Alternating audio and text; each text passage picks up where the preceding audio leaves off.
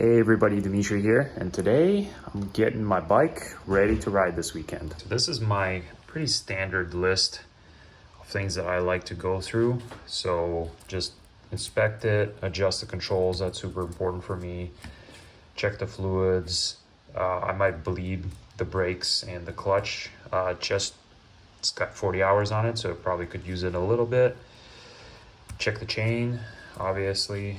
I like to set the suspension, everything back to standard, although the forks here have been revalved, so I'm gonna check to see where they're at, and then just so I know. But definitely need to set the sag. It's important, even though I'm usually pretty much in the standard range, so I probably just need to check it. I might not need to adjust it. This is pretty standard. I'm not going to change the tires or anything today, and there's mooses in there, so I'm not going to change that. And I'm not going to change the wheel bearings because I will change the tires soon, so I'll just check the wheel bearings then. I'll just make sure they don't have any excessive play, but I'm not going to change them or grease them or anything like that. But I will check the spokes just to make sure everything's good there, and then we need some permits to ride in Michigan. And I usually make a separate section for things that I notice as I go through. Like I've already went through the little inspection here. I already pretty much adjusted the controls. I still want to take them off and maybe lube them a little bit. Although since I think I might put ARC levers on, I might not do that just because I can do that later and because they feel pretty good. And I'm not going to mess with the throttle because I'm going to change the grips anyways. So I'm going to do that then. The throttle feels fine now. Brake pedal I already adjusted. I will install my bigger brake tip. This is the same one I ran in Romania, so it's bent. But these are kind of just adjustable, so I'll just bend it back once I put it in the bike and have some leverage over it. And one thing that I found that I needed to fix while I was looking at stuff is the skid plate, which I'll get to in a second here. And then I usually make a list of things I want to buy. All right, so if you saw my previous video, you saw that one of the bolts was actually sticking out, and it was actually also a little bit damaged. So I'm gonna find a new bolt. And the reason why it was sticking out and not going in all the way, because the clip that holds it in here actually fell out. The way this mounting works is there's a little plastic piece here, which is actually kind of a cool design because it's plastic and it's got a little flex, so you're not kind of triangulating your frame where it shouldn't be. So I just need to pop that back in there and I'll be able to put it on as normal. So another thing that I like to do, because I ride a bunch of hard enduro badly, is I actually like to put something like this underneath the skid plate just to help absorb some of the impact and keep the frame from getting dented a little bit better. So I've used different stuff before, and I've honestly never found something that works 100%. It just helps a bit. Yeah, I've typically used, I'll wrap it in a hose or I'll do something like this. The problem with this is it wears out quickly. The problem with the hose is that it traps moisture and dirt. So if you guys have a good solution to this, definitely let me know. I'm very curious. All right, skid plate's on.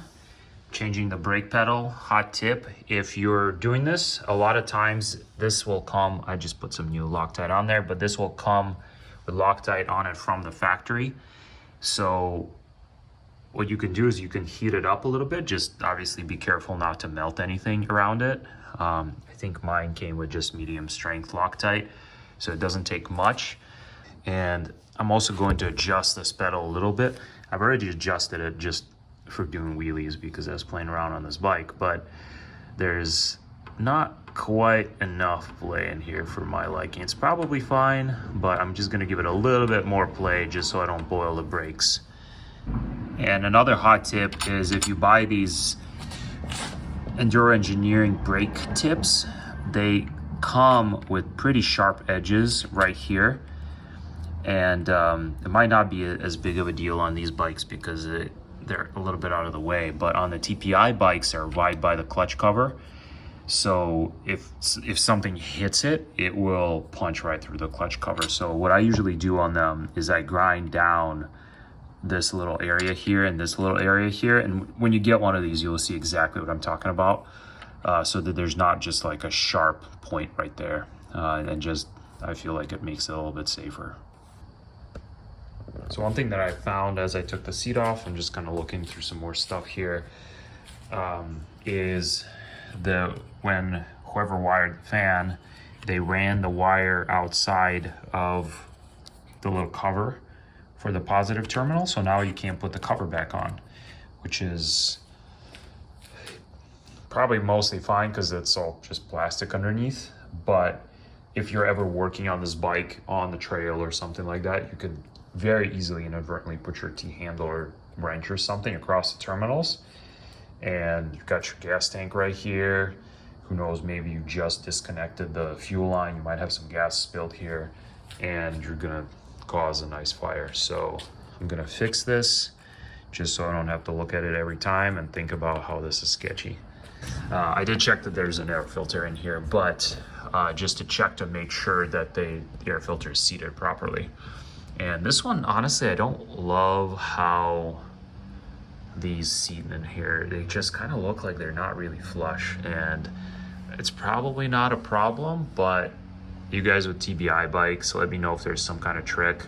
I did already pull it out, make sure that the air box inside looks clean, and then I put it back on. But yeah, let me know if you guys have any tricks to putting these on so that they're a little bit more kind of like in this indentation here, because this just doesn't look great. I don't love it. So this is a good example why I like the KTM fans instead of the Trail Tech or whatever other aftermarket ones, because this one's wired straight to the battery. And instead of using the KTM's fancy soft fuse setup here, which, yeah, I know this can fail and all that, but if this fails, then you're kind of screwed anyway. But it's got its own fuse that is buried here and might not need to be buried there, but I honestly don't know where else you put it.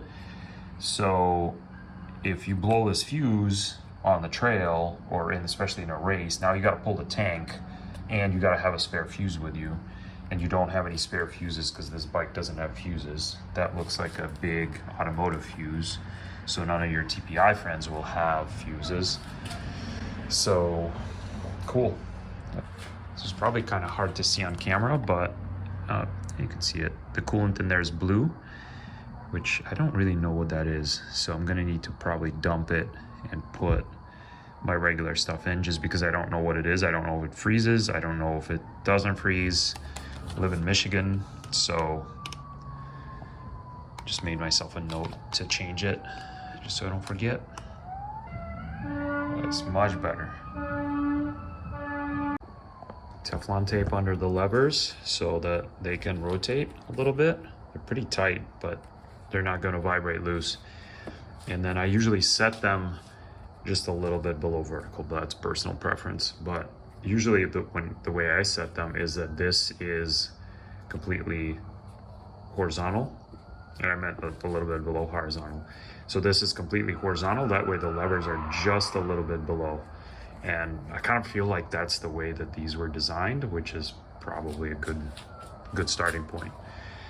And then I move them inboard so that if my pointer finger is just at this little indent, that's the way I've been running them recently. Before that, I actually had them in a little further, which made it a little bit easier, but this way I can engage the clutch faster. All right, it's getting kind of dark, so I'm gonna have to call it a day pretty soon here. It's dinner time.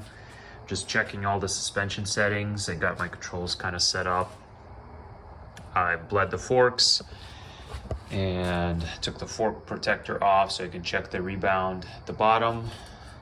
I think that's the rebound, right? Yep, it's compression top, rebound bottom. First time I'm using this new KTM fork, so not intimately familiar with it, but I want to set all the clickers to something sensical.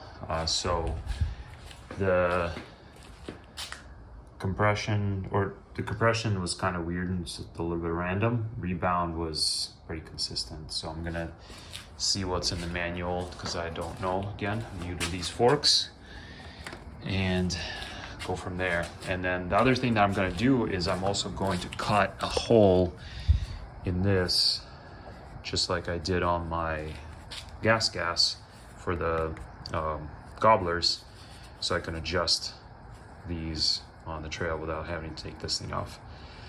So yeah, it's going to be still kind of a pain probably to reach in there, but I think it should be doable. It is a new day, and I'm just finishing up setting the suspension up here. So I'm using this little sag gauge tool. I think makes it DRC.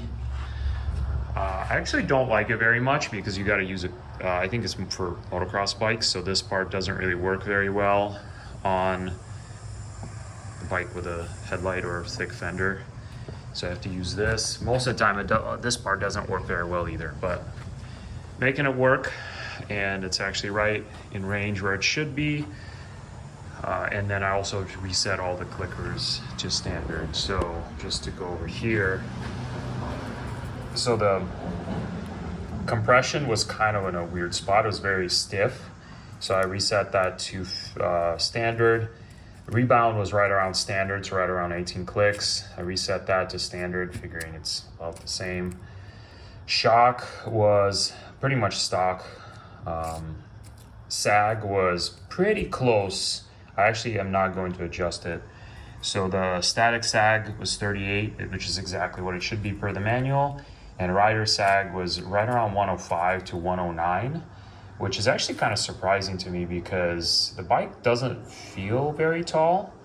It feels like it's got a little bit more sag than this. So manual says 110 sag, and I think because I'm here in shorts, I'm gonna leave it like this. I usually like to run a little bit more sag than specified, so I think this will be pretty much perfect once I get some riding gear on.